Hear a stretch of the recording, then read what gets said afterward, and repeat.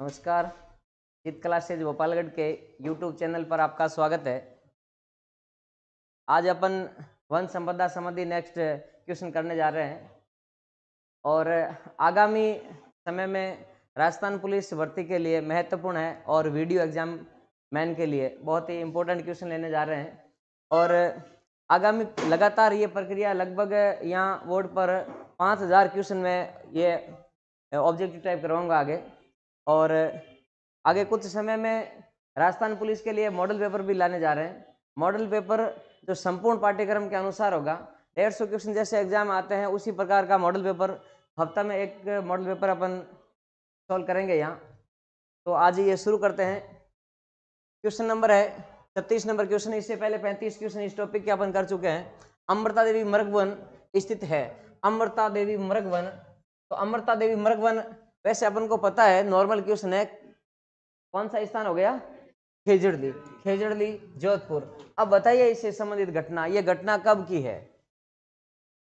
1730 की घटना है, जोधपुर के खेजड़ली गांव की। और कितने लोग शहीद हो गए थे? 363 स्त्री पुरुष और बच्चे शहीद हो गए थे। किसकी रक्षा के लिए? वृक्षों की रक्षा के लिए। कौन सा वृक्ष? मुख्य रूप से खेजड़ी का वृक्ष। और इसमें इस समय जोधपुर के महाराजा कौन थे? अभय सिंह। अभय सिंह ने किसे आदेश दिया था खेजड़ी वृक्ष काटने का? गिरधरदास भंडारी को आदेश दिया था। गिरधरदास भंडारी खेजड़ी गांव में पहुंचे और खेजड़ी काटने का आदेश दिया और खेजड़ी काटनी शुरू की। तो किसने विरोध किया था? अमृता देवी ने। अमृता देवी के पति का क्या नाम है? रामो विश्नोई। रामो विश्नोई। और खेजड़ली की घटना हो गई। इसके बाद में एक खेजड़ली शहीद दिवस मनाया जाता है 12 सितंबर। खेजड़ली शहीद दिवस मनाया जाता है 12 सितंबर को। 12 सितंबर को खेजड़ली शहीद दिवस मनाया जाता है। यह मनाना कब प्रारंभ किया? तो 1978 से यह दिवस मनाना प्रारंभ किया। एक मेला भी बढ़ता है, विश्व का एकमात्र वृक्ष मेला बढ़ता है। वो कब? भाद्रपद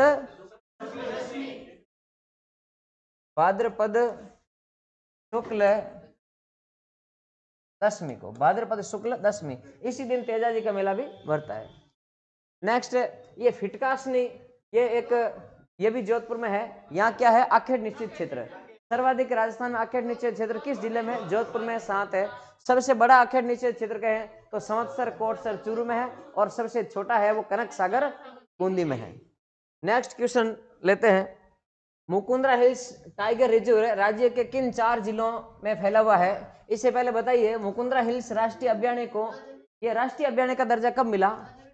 9 जनवरी 2012 को। 9 जनवरी 2012 को राष्ट्रीय अभयारण्य का दर्जा मिला। और बाघ परियोजना कब प्रारंभ हुई? 11 अप्रैल 2013 को यहाँ क्या हुआ?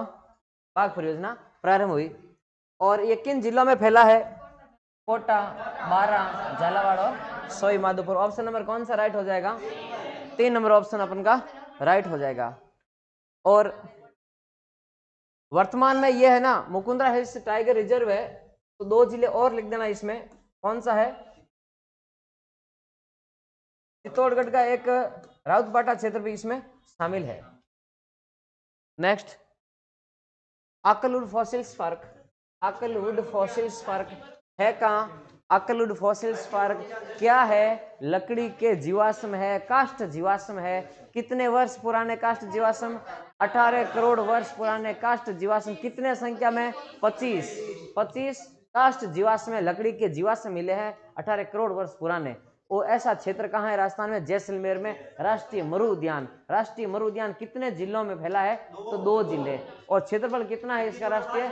3162। 31 दूना 62। 31 दूना 62, याद रखना। 31 दूना 62, 3162, 3162 वर्ग किलोमीटर क्षेत्र में यह राष्ट्रीय मरु उद्यान जैसलमेर फैला हुआ है। राष्ट्रीय मरु उद्यान जैसलमेर राष्ट्रीय अभयारण्य नहीं है, राष्ट्रीय नाम है इसका, लेकिन राष्ट्रीय अभयारण्य का दर्जा इसे प्राप्त नहीं है। और इसमें 1900 वर्ग किलोमीटर जैसलमेर में है और 1262 है वो कहां पर है? बाड़मेर में है। राष्ट्रीय मरु उद्यान जैसलमेर, इसकी स्थापना कब है? तो ध्यान रखना, 1980 में राष्ट्रीय मरु उद्यान जैसलमेर की स्थापना है। कांटे वाली छिपकली पाई जाती है, 17 प्रकार की दीमक पाई जाती है, ये इसकी खासियत है। नेक्स्ट है केवलादेव राष्ट्रीय अभयारण्य। तो केवलादेव राजस्थान में अभी राष्ट्रीय अभयारण्य कितने हैं? राजस्थान में अभी राष्ट्रीय अभयारण्य कितने हैं? तो राजस्थान में राष्ट्रीय अभयारण्य है 3। तो 3 राष्ट्रीय अभयारण्य है। राजस्थान का पहला राष्ट्रीय अभयारण्य कौन सा? तो राजस्थान का पहला राष्ट्रीय अभयारण्य कौन सा है? रणथंभौर है। राजस्थान का पहला राष्ट्रीय अभयारण्य, सबसे पहले राष्ट्रीय अभयारण्य का दर्जा राजस्थान किस अभयारण्य को मिला? तो पहला राष्ट्रीय अभयारण्य रणथंभौर है। रणथंभौर को सबसे पहले राष्ट्रीय अभयारण्य का दर्जा कब मिला? 1980 को।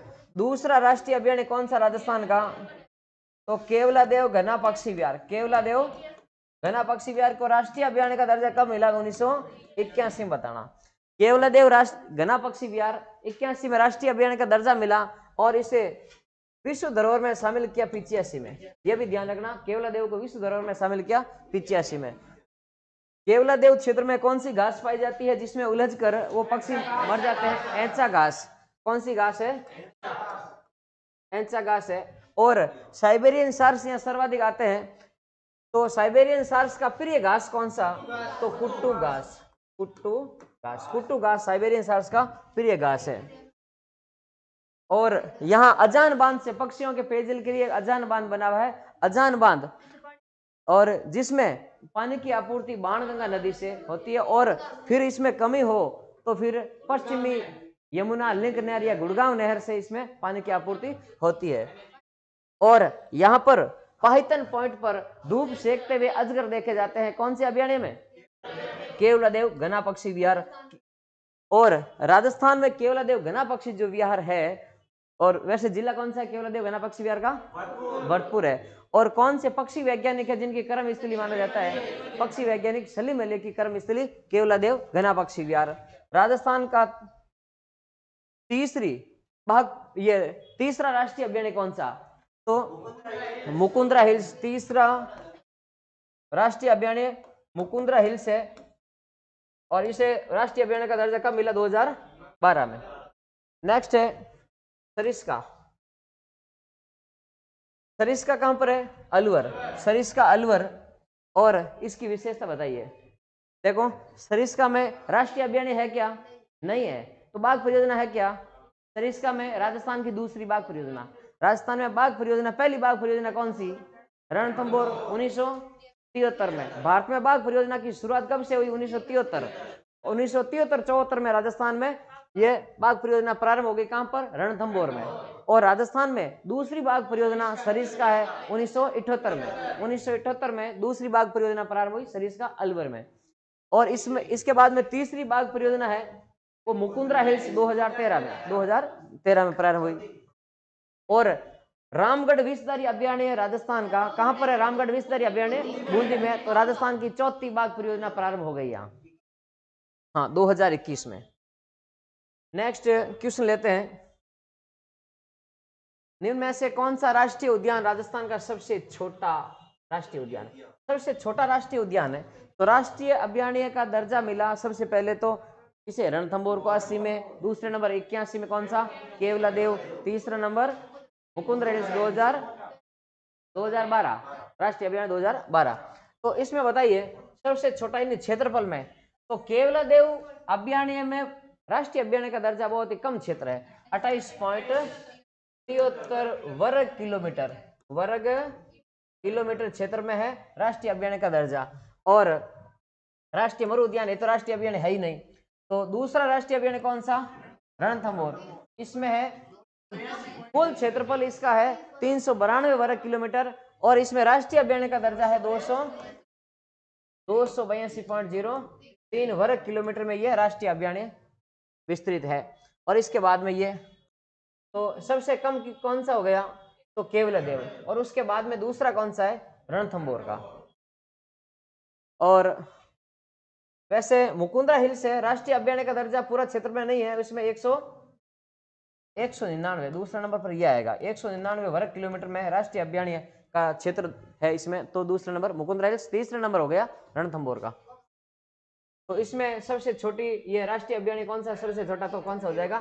केवलादेव। नेक्स्ट क्वेश्चन लेते हैं। घना पक्षी विहार। घना पक्षी विहार पक्षियों का स्वर्ग। घना पक्षीवार यहाँ मुख्यतः आकर्षण है। तो क्या है? कुर्जा, गोडावण, साइबेरियन क्रेन, कोयल। तो कौन सा? साइबेरियन क्रेन या साइबेरियन सारस। और कुर्जा को क्या कहा जाता है? डेमोसिल क्रेन। कुर्जा राजस्थान में सर्वाधिक, कौन सा गांव?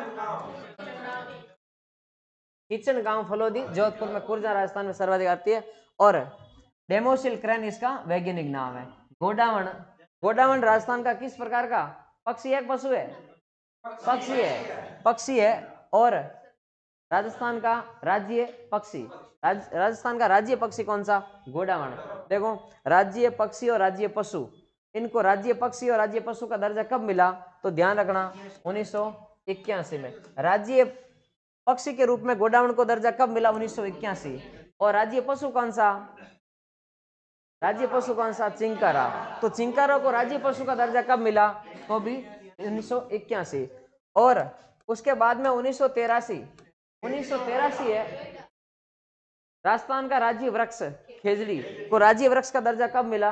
1983। और राजस्थान का राज्य पुष्प रोहिड़ा, जिसे टिक्कूमेला अंडुलेटा बोलते हैं, तो उसको भी राज्य पुष्प का दर्जा कब मिला? 1983 को मिला। और अब राज्य पशु में दो शामिल हो गए। एक तो पहले से कौन सा शामिल है? पहले से कौन सा राज्य पशु में? चिंकारा है। उसको 1983 में मान्यता मिल गई। लेकिन अब 1981 में मान्यता मिली। एक ध्यान रखना, जानवर है ना, वो दोनों पहले है, बोलने वाले पहले नहीं, बोलने वाले बाद में है। पुष्प और ये वृक्ष दोनों ही बाद में है। और 81 में राज्य पक्षी और राज्य पशु दोनों 81 में है। और पालतू श्रेणी में ऊंट को राज्य पशु का दर्जा दिया गया। कब दिया गया? 30 जून 2014 को। और अब बताइए गोडावण के अन्य नाम क्या है? फुकना पक्षी, शर्मिला पक्षी, सोहन चिड़िया, ग्रेट इंडियन बस्टर्ड, इंग्लिश नाम है इसका ग्रेट इंडियन बस्टर्ड। और वैज्ञानिक नाम क्या है? तो क्रायोटिस नाइग्रिसेप्स, क्रायोटिस नाइग्रिसेप्स इसका वैज्ञानिक नाम है गोडाउन का। और गोडाउन की प्रिय घास तारामीरा और सेवण घास, तारामीरा और सेवण घास गोडाउन की प्रिय घास है। गोडाउन राजस्थान में 3 जगह मुख्यतः पाया जाता है, 3 जगह मिलता है। राष्ट्रीय मरु उद्यान जैसलमेर, सोरसन 12 और सौकलिया अजमेर, सौकलिया अजमेर, सोरसन 12 और राष्ट्रीय मरु उद्यान जैसलमेर। नेक्स्ट क्वेश्चन लेते हैं, राष्ट्रीय मरु उद्यान जैसलमेर की स्थापना कब हुई? राष्ट्रीय मरु उद्यान जैसलमेर राष्ट्रीय अभ्यारण्य तो नहीं है, लेकिन इसकी अभ्यारण्य के रूप में स्थापना कब हुई? तो 1980 में इसकी अभ्यारण्य के रूप में स्थापना हुई। हाँ, और राष्ट्रीय मरु उद्यान जैसलमेर जो अपन बोलते हैं 3162 वर्ग किलोमीटर क्षेत्रफल है, राजस्थान का क्षेत्रफल में सबसे बड़ा अभ्यारण्य है। नेक्स्ट क्वेश्चन, राष्ट्रीय मरु उद्यान को किस नाम से भी जाना जाता है? वनस्पति पार्क, वन्य जीव उद्यान, घास क्षेत्र पार्क, जीवाश्म। आकलवुड फॉसिल्स पार्क है वो जीवाश्म। कितने प्रकार के जीवाश्म है? 25 प्रकार के जीवाश्म। कितने पुराने? 18 करोड़ वर्ष पुराने जीवाश्म पाए जाते हैं। तो आकलवुड फॉसिल्स पार्क में क्या है? जीवाश्म है। किसके जीवाश्म? लकड़ी के, यानी वुड जीवाश्म है, काष्ठ जीवाश्म है। नेक्स्ट, इंडिया इको डेवलपमेंट कार्यक्रम कौन से राष्ट्रीय उद्यान या वन्यजीव अभ्यारण्य में क्रियान्वित किया गया? तो इंडिया इको डेवलपमेंट ये प्रोजेक्ट है, तो कौन से अभ्यारण्य में चलाया गया? तो इसमें ऑप्शन दिया है केवलादेव, रणथंभौर, कुंभलगढ़, सरिस्का। तो कौन सा ऑप्शन इसमें राइट हो जाएगा? रणथंभौर। रणथंभौर में ये कार्यक्रम चलाया गया। और रणथंभौर बाघ अभ्यारण्य। कुंभलगढ़, कुंभलगढ़ वन्यजीव अभ्यारण्य कहां पर है? कुंभलगढ़ वन्यजीव अभ्यारण्य है। तो बताइए कौन कौन से जिलों में फैला है? तो राजसमंद, पाली और उदयपुर। राजसमंद, पाली और उदयपुर, इन 3 जिलों में फैला हुआ है। कौन सा अभ्यारण्य? कुंभलगढ़ वन्यजीव अभ्यारण्य। 3 जिले हैं तो 3 अलग अलग संभाग भी है ये। तो राजसमंद कौन से 3 संभाग वाला? ये नहीं है, वो है रावली टोडगढ़, रावली टोडगढ़, रावली टोडगढ़, रावली टोडगढ़। इसमें देखो ध्यान रखना, अजमेर, पाली, राजसमंद और उदयपुर। तो ध्यान रखना ये तीनों ही है जिले रावली टोटगढ़ अभियान में, और या एक ऊपर वाला छोड़ देना, और ये तीनों है पाली, राजसमंद और उदयपुर। तो ये किस में है? कुंभलगढ़ वन्य जीव अभियान में। और अजमेर, पाली और राजसमंद किस में है? रावली टोटगढ़ अभियान में। ये जिले विशेष ध्यान रखना। और अजमेर, पाली और राजसमंद ये 3 संभागों में भी फैला हुआ है। अजमेर, तो अजमेर खुद संभाग है, तो पाली जोधपुर संभाग में है, और राजसमंद है वो उदयपुर संभाग में है। तो 3 संभाग में फैला हुआ रावली टोटगढ़ अभियान है। इसी अभियान क्षेत्र में टोटगढ़ का दुर्ग है, कर्नल जेम्स टोड ने बनाया था वो टोटगढ़ का किला, इसी दुर्ग में स्थित है, इसी अभियान में है ये। और इसका आंसर कौन सा हो जाएगा अपन के? ये इको डेवलपमेंट प्रोजेक्ट कहाँ चला गया? तो रणथंभौर राष्ट्रीय अभियान। अब बताइए रणथंभौर राष्ट्रीय अभियान में, रणथंभौर राष्ट्रीय अभियान अपन पढ़ चुके हैं, तो रणथंभौर राष्ट्रीय अभियान के बारे में बताइए, इसमें कौन कौन से दर्शनीय स्थल है? जोगी महल, त्रिनेत्र गणेश जी, कुत्ते की छतरी, कुक्कुर घाटी, ये क्षेत्र है इसमें। वापस बताइए, जोगी महल, त्रिनेत्र गणेश जी का मंदिर, कुक्कुर घाटी, कुत्ते की छतरी है। हाँ, रणथंभौर दुर्ग इसी अभियान क्षेत्र में, रणथंभौर अभियान क्षेत्र में रणथंभौर का दुर्ग भी स्थित है। नेक्स्ट, भारत में सबसे छोटी बाघ परियोजना होते हुए भी इसे भारतीय बाघों का जच्चा घर कहा जाता है ना, भारतीय बाघों का घर कहा जाता है, जच्चा घर नहीं, भारतीय बाघों का घर कहा जाता है। सबसे छोटी भारत की बाघ परियोजना होते हुए भी, ठीक है, और इसे क्या कहा जाता है? भारतीय बाघों का घर कहा जाता है। और राजस्थान में निम्न में से किस स्थान पर उड़न गिलहरी पाई जाती है? उड़न गिलहरी कौन से वृक्ष की पत्तियों में रहती है? ये सूर्य अस्त के बाद निकलती है, महुआ वृक्ष की पत्तियों में निवास करती है, सूर्य अस्त होने के बाद में दिखाई देती है, पीले रंग की है। कैसा रंग है उड़न गिलहरी का? पीला रंग है।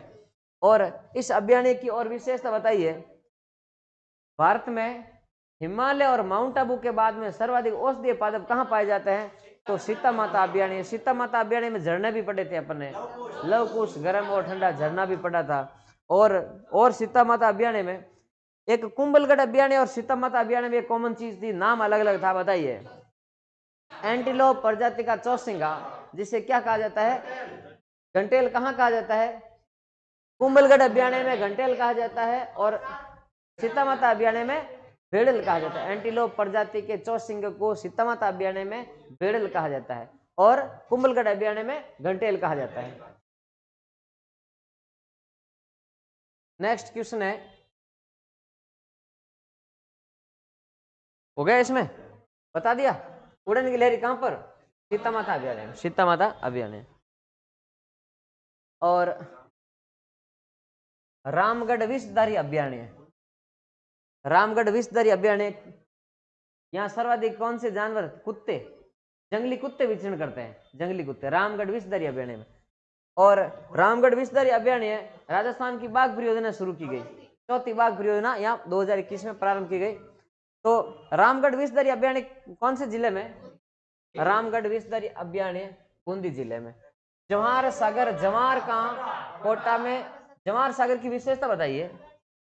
उत्तर भारत का पहला सर्प उद्यान, उत्तर भारत का पहला सर्प उद्यान जवाहर सागर। यह एक जलीय अभियान है, यह एक सर्वाधिक मगरमच्छ पाए जाते हैं, यह एक जलीय अभियान है।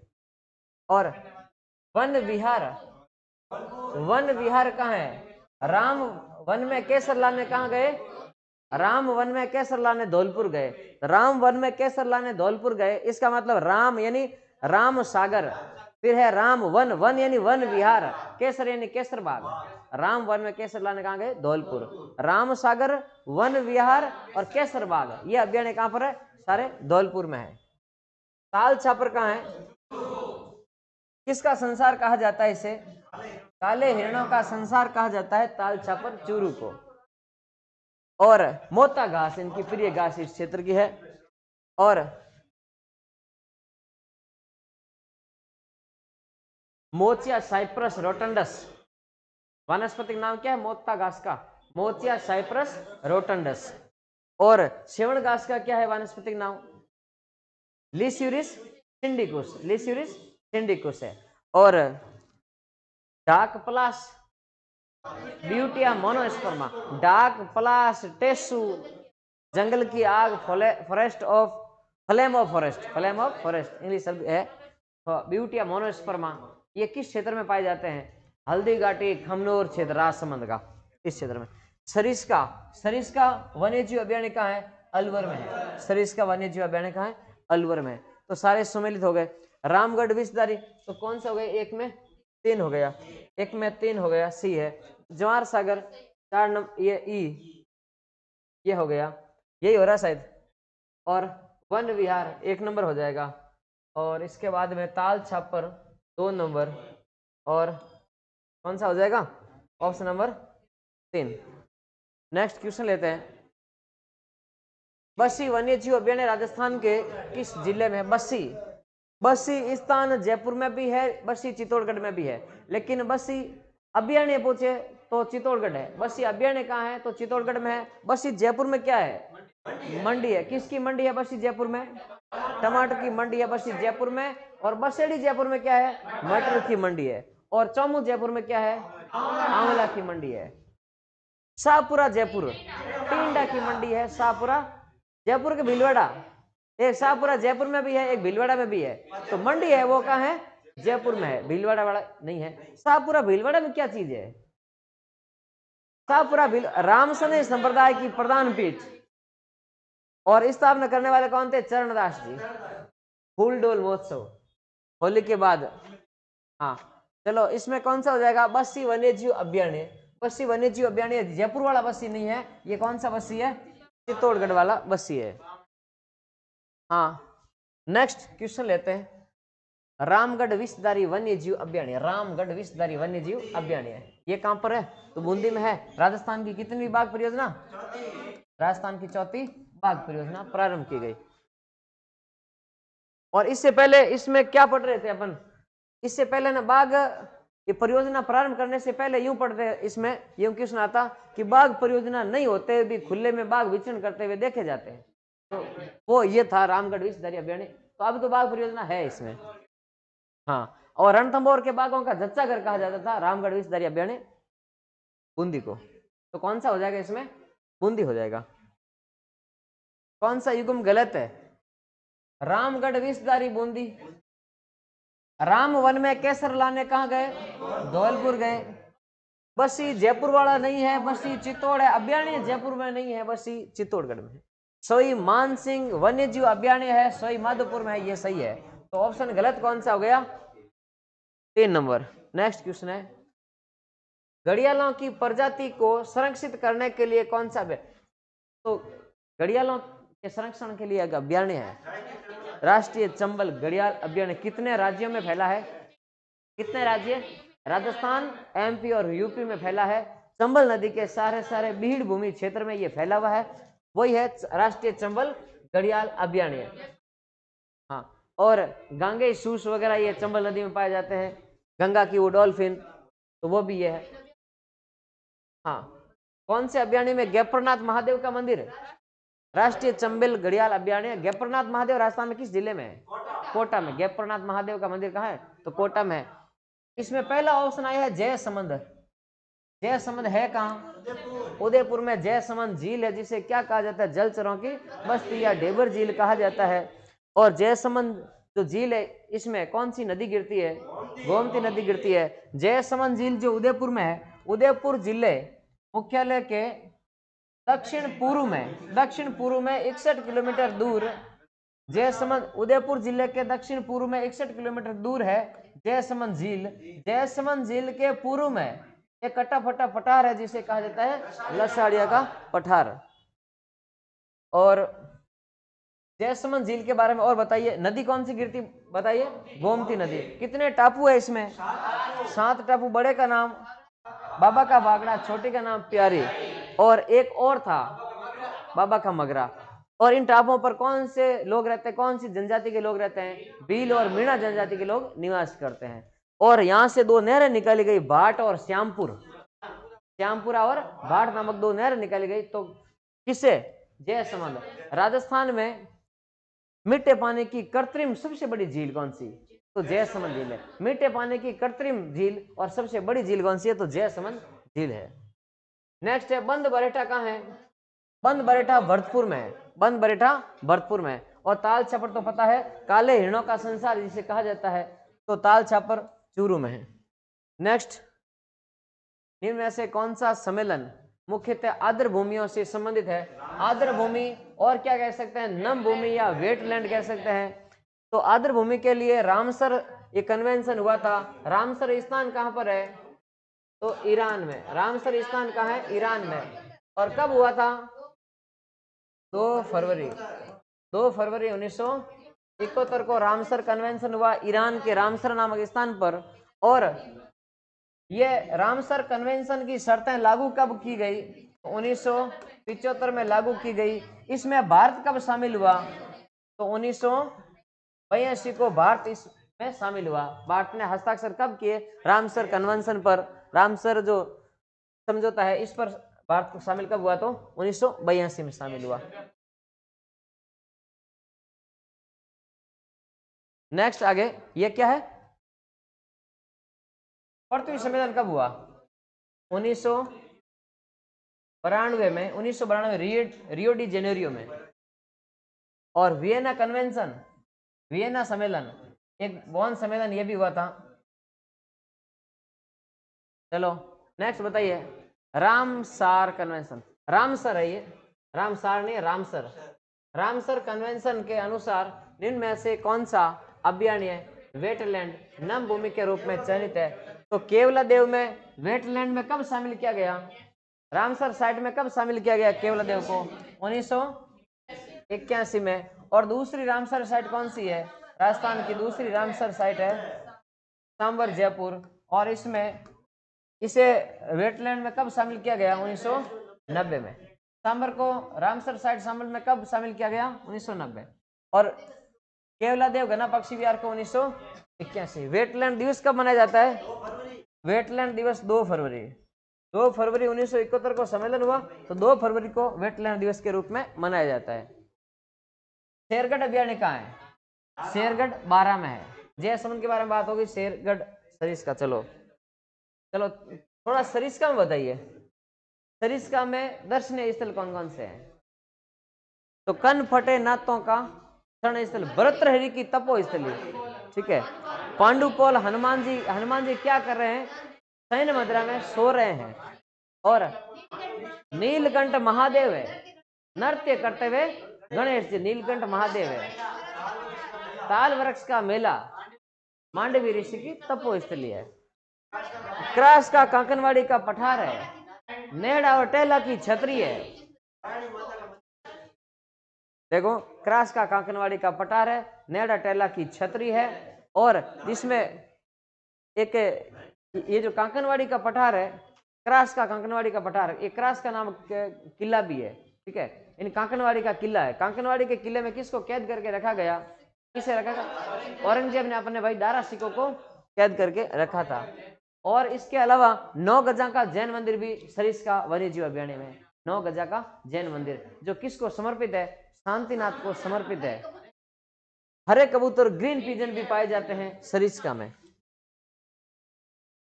नेक्स्ट आगे, राजस्थान सरकार ने किस वर्ष में राजस्थान जैव विविधता नियम, राजस्थान बायोडाइवर्सिटी रूल्स लागू किए? कब बनाए थे? तो कब है? 2010 में।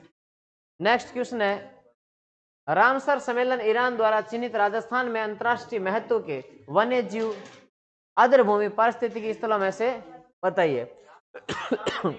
तो सांबर झील और केवलादेव। सांबर झील और केवलादेव। सांबर झील, हाँ रामचंद्र बताइए, केवलादेव में कब? बिल्कुल सही बात है। केवलादेव में नम भूमि में शामिल किया गया। केवलादेव को नम भूमि में शामिल किया गया 1981। और सांबर झील को नम भूमि में शामिल किया गया तो 1990 में शामिल किया गया, ठीक है ना। ये राजस्थान की 2 रामसर साइटें हैं। एक 81 है पहला केवलादेव वाला, और दूसरा सांबर है, कौन सा है? 1990 में। नेक्स्ट बताइए, राजस्थान के थार मरुभूमि में स्थित पारिस्थितिकी तंत्र का बेहतरीन उदाहरण है। थार क्षेत्र में पारिस्थितिकी तंत्र का बेहतरीन उदाहरण तो जैसलमेर में स्थित मरु राष्ट्रीय उद्यान, मरु राष्ट्रीय उद्यान। तो ऑप्शन नंबर कौन सा हो जाएगा? 4 नंबर। कुरजा प्रवासी पक्षी हेतु राजस्थान में जोधपुर जिला का कौन सा गांव है? खींचन गांव। खींचन गांव फलोदी जोधपुर कुरजा सर्वाधिक यहाँ आती है। ये खेजड़ली की घटना वगैरह अपन पढ़ चुके हैं। मंडोर जोधपुर में ही है। मंडोर प्रत्यार राजवंश की राजधानी थी मंडोर। बाद में प्रत्यारों ने अपना मंडोर दुर्ग किसे दहेज में दे दिया था? इंदा प्रत्यारों ने मंडोर का दुर्ग दहेज में दे दिया था किसको? रावचूड़ा। रावचूड़ा को दहेज में दे दिया था। हाँ, बाजरा अनुसंधान केंद्र मंडोर में। पानी के पक्षियों के लिए, पानी के पक्षियों के लिए कौन सा राष्ट्रीय उद्यान अंतरराष्ट्रीय स्तर पर प्रसिद्ध है?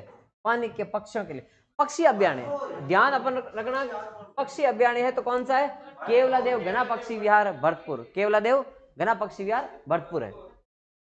नेक्स्ट, राजस्थान में सदाबहार वन पाए जाते हैं। सदाबहार, और सदाबहार में किस प्रकार के?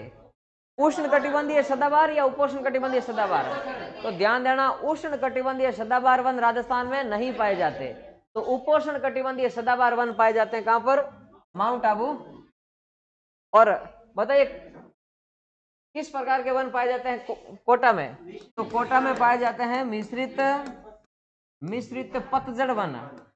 पतझड़ वन, मिश्रित पतझड़ वन कहां पाए जाते हैं? तो कोटा क्षेत्र में।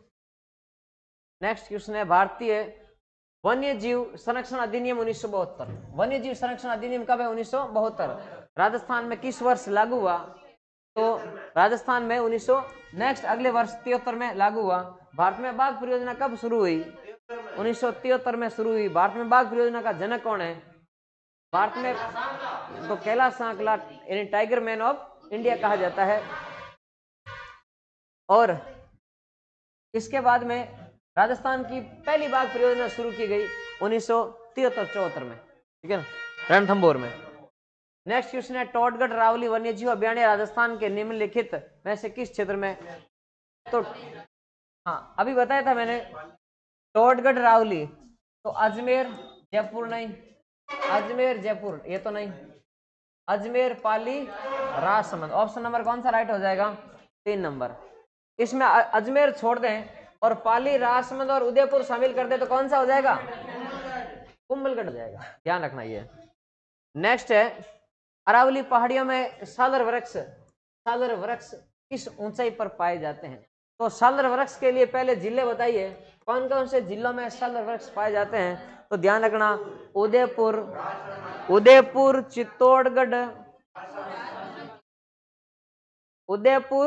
चित्तौड़गढ़, सिरोही, राजसमंद, अजमेर, जयपुर और अलवर, ठीक है।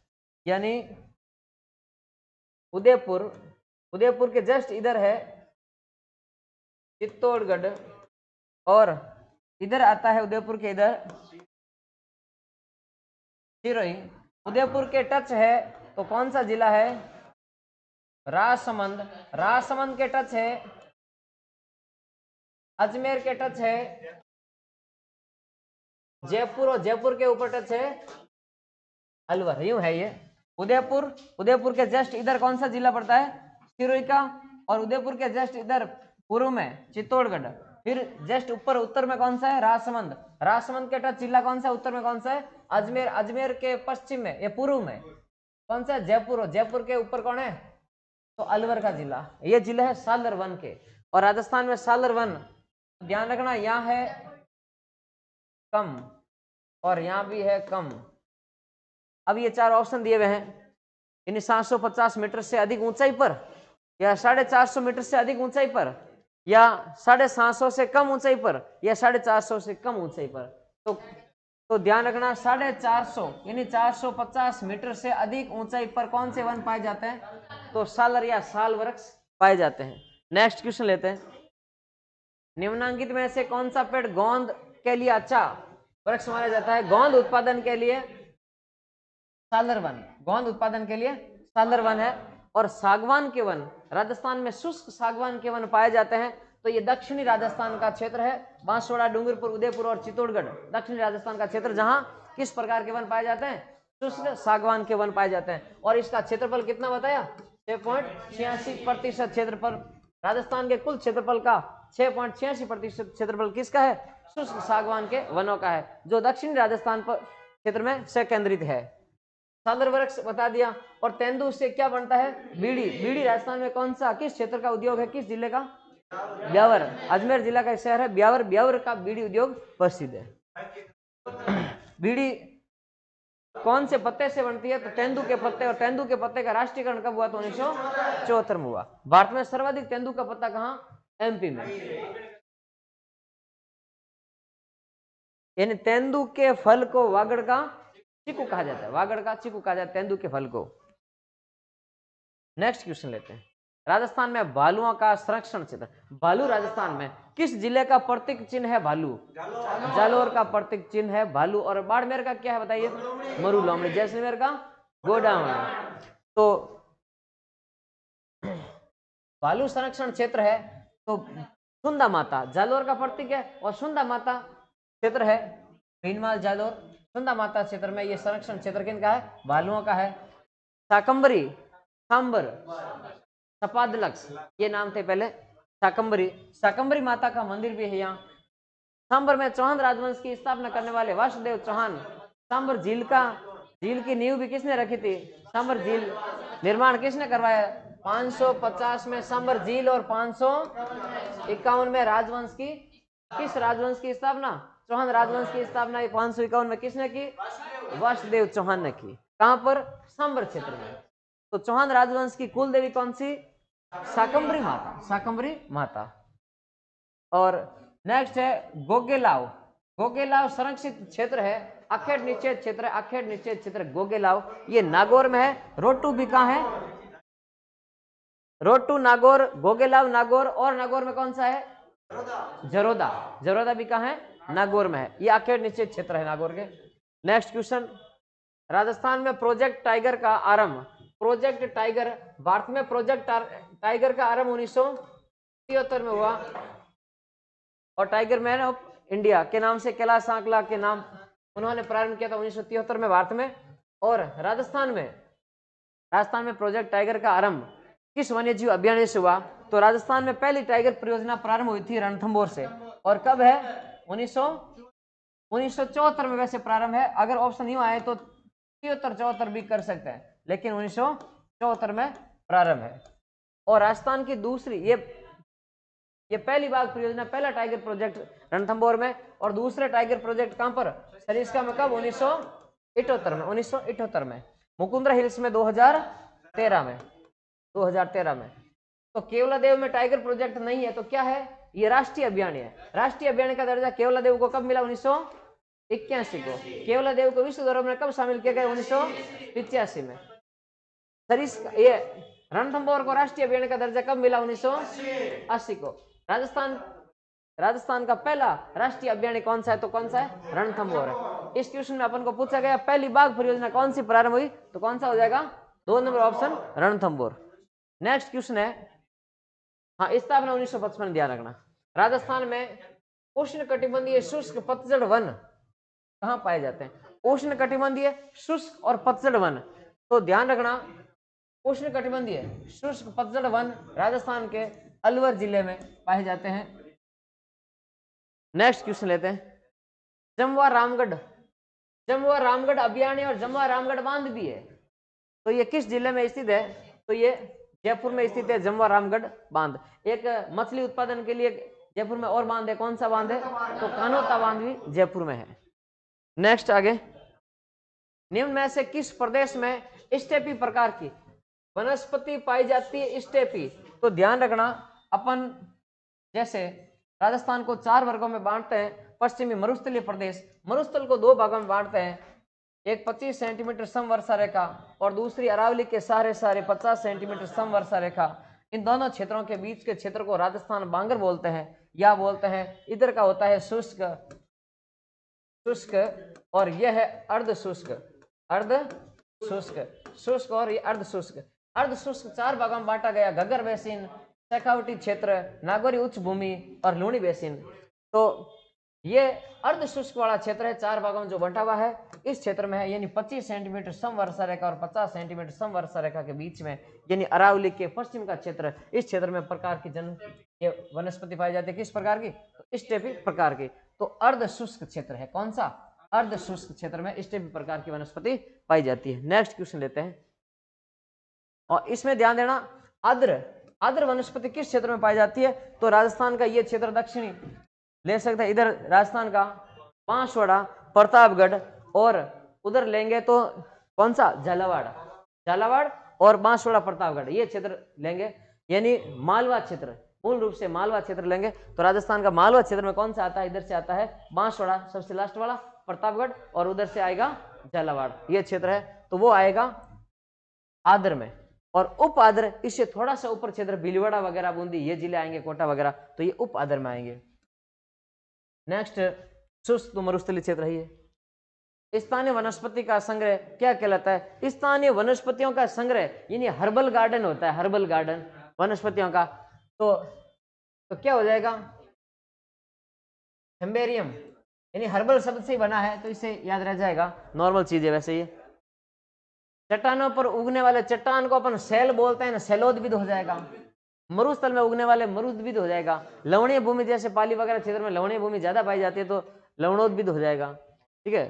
तो ये चट्टान पर उगने वाले पादप कौन से हैं? सेलोद्भिद। नेक्स्ट है रखत, कांकड़, डांग, रुख, ये ऐसे वन क्षेत्र है जो संरक्षित क्षेत्र में आते हैं। रखत यानी गोचर भूमि वगैरह इस प्रकार के छोड़ते हैं, तो रखत है, कांकड़ है, डांग है, या अपन बीड़ भी बोलते हैं, इसको स्थानीय पश्चिमी राजस्थान में बीड़ बोलते हैं, वो क्षेत्र है। तो ये कौन सा हो गया? वनों के संरक्षण से संबंधित है ये शब्दावली। नेक्स्ट आगे है बबूल। क्या है? बबूल। बबूल के वृक्ष किस क्षेत्र में पाए जाते हैं राजस्थान में? तो मानसूनी वन और विपुलतीय और टेग्गा वन। टेग्गा वन तो यहाँ है ही नहीं है, मरुस्थलीय है, तो कौन सा? बबूल सर्वाधिक कहाँ पाए जाते हैं? मरुस्थल में पाए जाते हैं। निम्न प्रकार की वनस्पतियों में से कौन सी राजस्थान में प्राप्त नहीं होती? राजस्थान में ऐसी कौन सी वनस्पति इनमें वो राजस्थान में प्राप्त नहीं है? तो उष्ण कटिबंधीय शुष्क वन तो यहाँ है, उष्ण कटिबंधीय कंटीले वन भी है, उष्ण कटिबंधीय मरुस्थलीय वन भी है। देखो उष्ण कटिबंधीय शुष्क कंटीले मरुस्थलीय ये तो एक ही है। उष्ण कटिबंधीय शुष्क क्या हो, कंटीले क्या हो, मरुस्थलीय क्या हो, एक ही है। मरुद्भिद प्रकार की वनस्पति जिसको बोलते हैं अपन, वो सारे एक ही है। तो उष्ण कटिबंधीय ये तट पतझड़ी वन है, तो समुद्र तटीय मैदान यहाँ नहीं लग रहा है, तो ये नहीं है यहाँ, ये गुजरात और दक्षिणी प्रायद्वीपीय भारत क्षेत्र में पड़ता है। नेक्स्ट क्वेश्चन लेते हैं, तो कौन सा हो गया इसमें राइट? Option number 4। शुष्क जलवायु के भली भांति अनुकूलित पेड़ पौधों को कहते हैं। शुष्क क्षेत्र में उगने वाले पेड़ पौधे, अपन अभी बात की, मरुस्थल में उगने वाले पेड़ पौधे कौन से? मरुद्भिद होंगे। नेक्स्ट है कनक सागर।